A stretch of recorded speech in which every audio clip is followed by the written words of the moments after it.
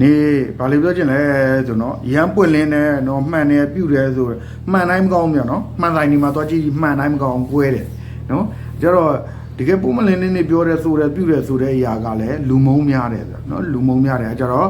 ပွင့်လင်းတဲ့လူတွေကလူမုံများတယ်အမှန်တရားကြိုက်ပါတယ်ဆိုတဲ့လူက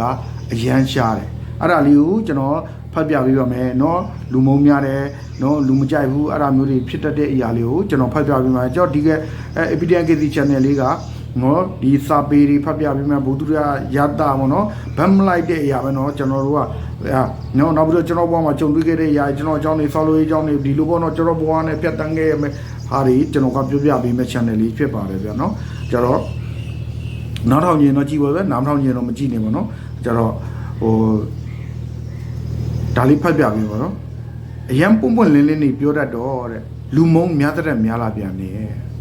အရန်သဘောကောင်းတော့လဲဘာမစိုးလုတ်ပေးရမယ့်ပုံမျိုးဖမ်းလာကြတယ်အရန်စေတနာထားပြီးတော့အဆုံးသတ်မှာကိုပဲရင်နာရတယ်အရန်နားလည်းမှုတွေထားပြန်တော့နေရာတကာဘောင်းကျော်လာခြင်းကြတယ်အရန်အာနာတတော့တချို့ကအထက်စီးကနေပြီးတော့ဆက်ဆံလာကြတယ်ခွင့်လွတ်ပေးတာများလာတော့ဘာမစိုးလုတ်ရဲလာကြတယ်လေ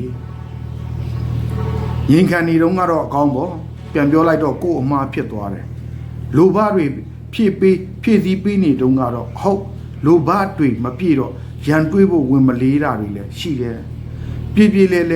ပြောနေပေမဲ့လဲလိုတာထက်အပိုယူခြင်းတဲ့သူတွေကြောင့်စိတ်တူရတယ်ကိုယ်စိတ်ကအေးချမ်းစွာနေလိုပေမဲ့စိတ်တန်ထန်ကိုနှောက်ယှက်လိုတဲ့သူတွေရှိနေသေးတယ်နှုတ်ကသာအာနာလိုက်တာလို့အပြောချုံနေပေမဲ့တကယ်တမ်းအမနာတတ်ကြတဲ့စိတ်မနှောတွေနဲ့ပေါ့မူသားနဲ့ကျင့်သားမရသေးတဲ့ကိုယ့်အတွက်တော့စကလုံးတွေကမော်ကြောင်းနေတော့မယ်တစ်ခနဲဆိုဒေါသဖြစ်လေတတ်တဲ့ကိုယ့်ရဲ့အကျင့်ကို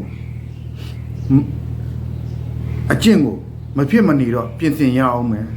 အလွယ်တကူခံစားနေရတဲ့ကောင်မဖြစ်အောင်ချော့ရှာရအောင်မယ်ပြင်းပြတဲ့စိတ်ခံစားချက်တွေကိုဘယ်တော့မှမမွေးမြူမိအောင်ထိတ်ချုပ်ရမယ်အမြင်မတူတာတွေလည်းတွေးတဲ့အခါမှာမမြင်ချင်းအောင်ဆောင်ပြီးတော့ရှောင်တိန်သွားရမယ်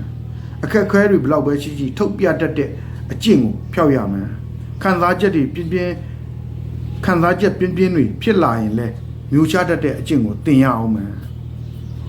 ပြဿနာကိုထိတ်တိုက်တွေ့လာတဲ့အခါပညာသားပါရှောင်တတ်ဖို့လဲလိုသေးတယ်မဟုတ်လားကိုယ်ကံကြမ္မာကလည်းမုံဝေရင်လားမပါတာဒုတ်ဝေတော့ထိတ်ဆုံးကပဲတခါတလေတော့လဲလောကကြီးမှာကျင်လည်နေရင်ဦးလိုက်တဲလိုက်ကိုရေမောပြစ်လိုက်ရှင်ပါတယ်အချိန်ခိုက်တန့်ဆိုတာရှိပါသေးတယ်